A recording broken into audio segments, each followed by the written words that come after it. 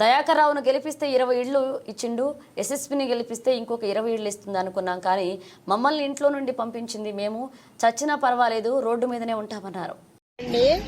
మేము ఇండ్లు లేని వాళ్ళమే వచ్చినాం. ఇంత ముందుకు ఎండి వచ్చిండు, ఎంఆర్ఓ వచ్చిండు, అందరు ఎంక్వైరీలు చేసి దయాకర్ రావు ఏం చేసిండంటే లేని వాళ్ళని ఎవరినో ఎంక్వైరీలు చేసి మీకు నాకు ఒక పేర్లు పంపండి అని చెప్తే మా ఊళ్ళో గ్రామ సర్పంచ్, గ్రామ ఎంపీసీలు అందరూ కలిసి, ఉప సర్పంచ్ ఇట్లా అందరు కలిసి తీర్మానం చేసి ఎండిఓ సంతకం పెట్టిండ్రు, ఎంఆర్ఓ సంతకం పెట్టిండు.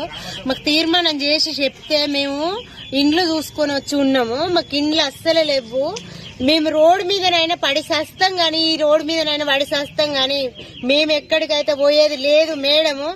మేము కొన్ని రోజులు ఒక 10 ఏండ్లు టీఆర్ఎస్ ప్రభుత్వం గెలిపించిన ఆయన ఒక 20 ఇండ్లు ఇచ్చిండు.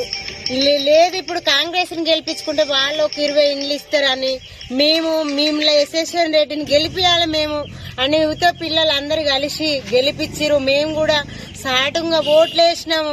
ఇటు కూడా గెలిపించుకొని ఒక 20 ఇండ్లు అడుక్కుందామి, ఈ 40 ఇండ్లు సరిపించుకుందాం. మనము వెనుక మరల ఖాళీ స్థలం సాన్ ఉంది, అటు ఒక 20 ఇండ్లు పడతాయి అని మేము ఇదంతా ఆలోచిస్తుంటే ఇవన్నీ కంప్లైంట్ల ద్వారా మమ్మల్ని అయితే మస్తు పరిశాన్ చేస్తాను. మేము మస్తు ఏడుతాం. మేము పిల్లలు మేము రోడ్ మీద ఉన్నాం. మేడం దయచేసి నువ్వు తొరూరు గ్రామంలోకి వచ్చి చూడండి, ఇండ్లు ఉన్నోళ్ళు ఎవరు, లేనోళ్ళు ఎవరు, మేము ఎందుకు ఇట్లా ఉంటాం. ఇక్కడ నీళ్లు లేకున్నా పక్క రోడ్డుకు పోయి ఎత్తుకొచ్చుకొని రోడ్డు మీద ఏదో అట్లా కాలం గడుపుకుంటాను. మాకు ఈ ప్రభుత్వం గెలిచిన కానించి మాకు మేము ఏమన్నా జాగా ఖాళీ స్థలాలు కొని డబ్బులు ఇస్తామని అట్లనన్నీ ఇయర్ అవుతుంది.